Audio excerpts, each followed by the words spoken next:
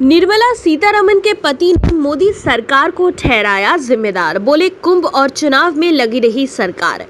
Corona की दूसरी लहर से लड़ने में जिस प्रकार मोदी सरकार नाकाम हुई है, उससे अब उन्हें अपनों से भी खरी खोटी सुनने को मजबूर होना पड़ रहा है।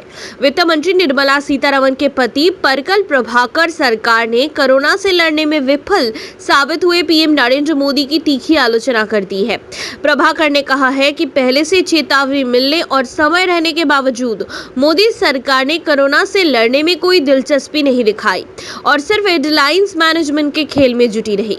मोदी सरकार को घेरते हुए चेतावनी भरे लहजे में प्रभाकर ने कहा कि अभी भी समय है, सरकार के पास समय रहते हुए कुछ करे, अन्यथा तेजी से उनकी लोकप्रियता गिरेगी और मोदी के प्रति आम आदमी का मोह भंग हो जाएगा। प्रभाकर ने अपनी यूट्यूब चैनल मिडवीक मैटर्स में मोदी सरकार पर निशाना साधते हुए कहा है कि हम त्रासदियों के सामने शून्य हो चुके हैं, हमारी आंखों के सामने त्रासदियां हो रही है और हमारी संवेदनाएं समाप्त हो गई है। दूसरों के लिए मौतों का सिलसिला महज एक आंकड़ा हो सकता है, लेकिन जिस पर पड़ती है वही इसकी तकलीफों को समझता है।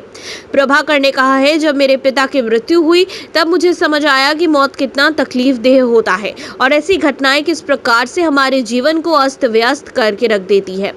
कोरोना के दर्द को बयां करते हुए प्रभाकर ने कहा कि बीते एक वर्ष में कोरोना की वजह से मेरे कई मित्रों की मौत हो गई है। उनकी मृत्यु के बाद उनके परिवार, बच्चों और सहकर्मियों पर क्या बीतती है, इसका दर्द मैं ही जानता हूँ। प्रभाकर ने कहा कि उनके एक मित्र की कोरोना की वजह से मौत हो गई। परिवार वाले अंतिम समय में उनका चेहरा भी नहीं देख पाए, अंतिम संस्कार में शामिल नहीं हो पाए। अपने पीछे वो अपनी पत्नी और शादी की उम्र की 2 बेटियों को भी छोड़ गए। प्रभाकर ने कहा कि अस्पतालों के बाहर एम्बुलेंसों की लंबी लाइन लगी हुई है। लाशों को जलाने के लिए लोग शमशान घाटों के बाहर कतार लगाकर खड़े हैं, लेकिन हमारे राजनेताओं को इसकी कोई परवाह नहीं है। नेताओं के लिए कुंभ ज्यादा जरूरी था, पश्चिम बंगाल में बड़ी चुनावी रैलियां जरूरी थी।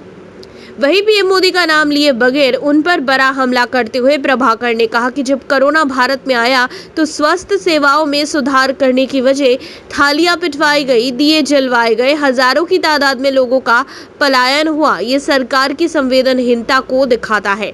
नोटबंदी जैसे फैसले की आलोचना करते हुए प्रभाकर ने कहा कि सरकार नोटबंदी के गुस्से से बच गई। सरकार को इस बार भी लगता है कि वैसे ही होगा और कोरोना के गुस्से से भी सरकार बच जाएगी, लेकिन मोदी सरकार को यह समझना होगा कि एक सीमा के बाद लोकप्रियता भी समाप्त हो जाती है।